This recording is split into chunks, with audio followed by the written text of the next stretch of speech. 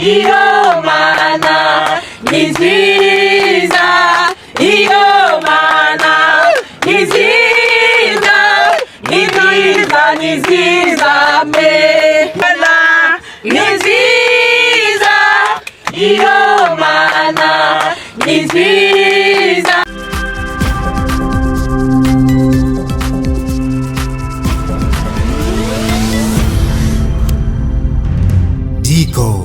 Entertainment.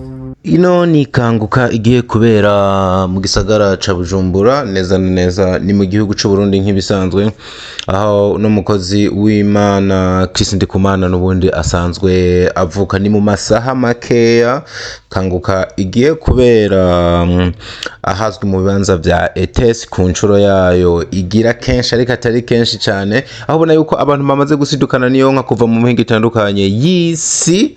Turavuga iy'isi apana y'igihugu gusa canke ya Afrika, mugabo ubona yuko abanyafrika of course nibo bambere bitavye kino gikorwa, aho bamwe bamaze no kuvuga yuko bamaze hafi indwi yose Bujumbura barindiriye uno mwanya mwiza, sabo gusa kuko nabava muri Europe, USA n'ibice bimwe bimwe vyo muri Aziya bamaze kwishikira mu gisagara ca Bujumbura baje muri no kanguka. Igikorwa ubona yuko gihambaye, kimwe mu bintu bidefinisa uno mugabo Chris Ndikumana. Noneho abenshi bagashinga intaye ko bagiye bakira babohoka bakamenya Yesu Kristo nk'umwami n'umukiza mu bugingo bwabo biciye muri kino gikorwa. Mu masaha make ruraza kuba gwambikanye, ubona yuko stage bamaze kuyitegura, abantu barahari na checking sound bamaze kuyikora agashika kabiri, aho benshi bakubwira bati isaha niyitevye kugera, n'umukozi w'Imana akaba yiteguye cyane kugira agaburire abantu benshi bamutegere. Mwandanye kubana Diko Entertainment muri no mwanya n'amasaha azakurikira ari imbere, turaza kuba duhari cyane 5 kuri 5, dusangire uburyohe, dusangire cyane rinoganuke riva kwandiho. Kanguka Bujumbura turi hano.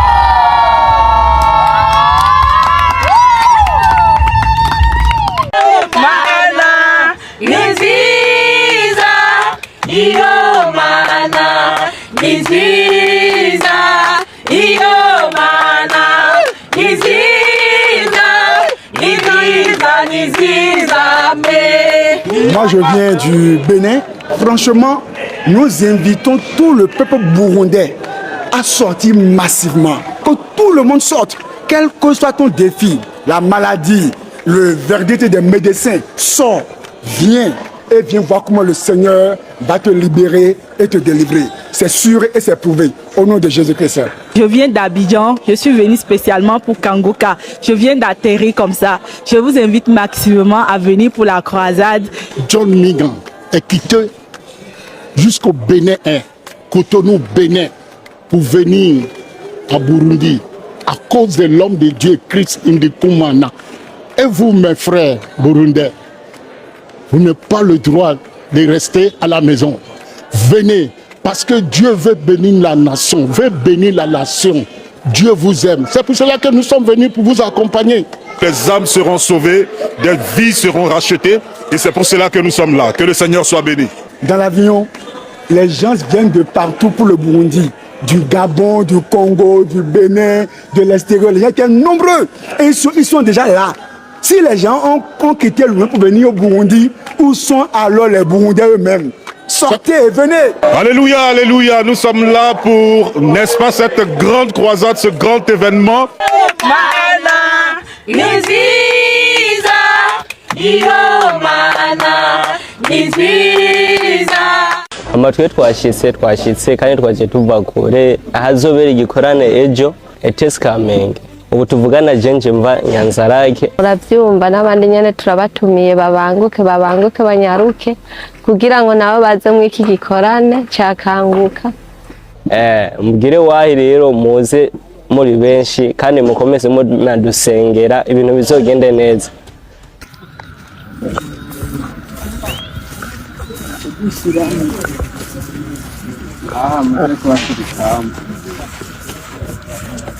Edi urashaka kuramutsa? Hello tetelo. Sava? Tubwire ingene witeze igikorane.